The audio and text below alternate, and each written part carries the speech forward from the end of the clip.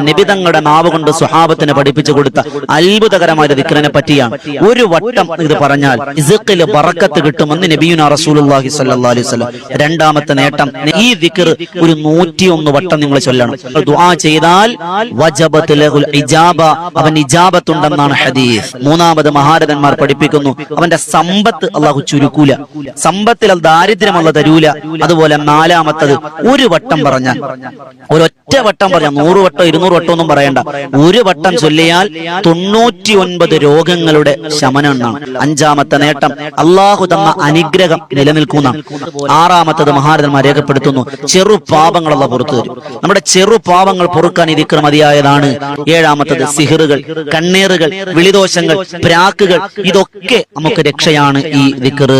എട്ടാമത്തെ നേട്ടം, ഫർള് നിസ്കാരം, എല്ലാ ഫർള് നിസ്കാര ശേഷം 11 വട്ടം ഈ ചെറിയൊരൊറ്റ വരിയുള്ള ദിക്റിനെ ചൊല്ലിയാൽ നിങ്ങളുടെ ജീവിതത്തിൽ സുരക്ഷിതത്വം ലഭിക്കും, അള്ളാന്റെ കാവല് ലഭിക്കും.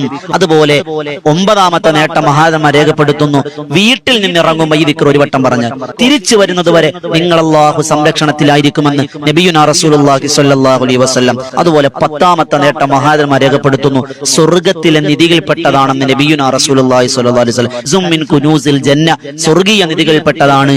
12ാമത്തത്, നമ്മുടെ ജീവിതത്തിന്റെ ഏറ്റവും വലിയ പ്രശ്നമാണ് ടെൻഷൻ. ടെൻഷൻ മാറണോ? ഈ ദിക്ർ നിങ്ങൾ പതിവാക്കിക്കോ. മഞ്ഞുരുകുന്നത് പോലെ നിങ്ങളുടെ മാനസിക ഡിപ്രഷനുകൾ അള്ളാഹു മാറ്റിത്തരുമെന്ന് നബി തങ്ങളുടെ വാക്കാണ്, തെറ്റൂല.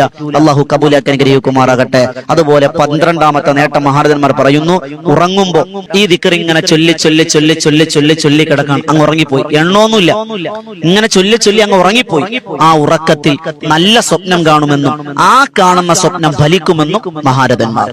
13ാമത് പറയുന്നു, ആഖിബത്ത് ഹുസ്നുൽ ആഖിബ, നല്ല മരണം അല്ലാഹു തരും. 14ാമത്, മീസാൻ എന്ന തുലാസിൽ നന്മയുടെ ഭാരം അധികരിപ്പിക്കും. 15ാമത്തത്, അർശിന്റെ തണൽ അല്ലാഹു ലഭിക്കും. 16ാമത്തത്, ഹിഫാലത്തിന്റെ മാലാഖമാർ അല്ലാഹുവിന് കൊടുക്കും. 17ാമത്തത്, അല്ലാഹുവിന്റെ അതിഥിയായി പ്രത്യേക പരിഗണന കിട്ടിക്കൊണ്ട് മഹ്ശറയിലും മീസാനിലും സിറാത്തിലും എല്ലാം അല്ലാഹുവിനെ പരിരക്ഷ കൊടുക്കുമെന്ന് നബിയുനാ റസൂലുള്ളാഹി സ്വല്ലല്ലാഹു അലൈഹി വസല്ലം. ഏതാണ്? ലാ ഹൗല വലാ ഖുവത ഇല്ലാ ബില്ലാഹിൽ